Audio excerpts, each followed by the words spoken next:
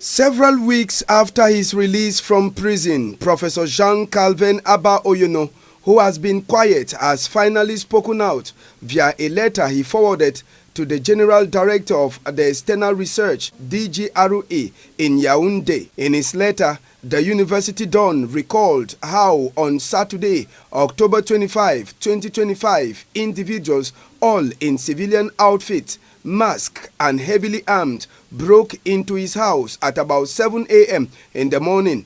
He was later forcefully taken into a vehicle, black Pajero, as his wife and kids remained in tears. He was taken to the Central Judicial Service, said in Yaoundé. Jean-Calvin Abba Oyono continued his story by adding that his arrest without a convocation and official document was just a kidnap case. For him, it was usurping of power by the Dgre.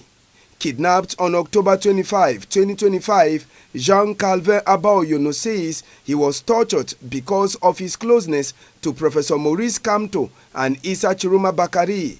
He sees this as a misuse of power by politicians who went against the laws of the Republic and Decree number 94/003 of the 23rd of February 1994, which created the Dgre. Kidnapped, as he puts it, he was deposited as if he was a human parcel, said, and later released on December 5, 2025, after 42 days of lack of liberty.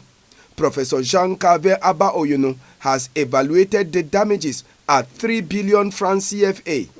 Should the director of the Dgre ignore and not pay the damages, the lecturer of law says he won't hesitate to drop a formal complaint with the administrative court and also follow up the same procedure at the military tribunal in Yaoundé. Professor Jean-Calvin Abba Oyono also adds that before the end of the week, a formal complaint will be made against the elements of Dgre who kidnapped him October 25, 2025.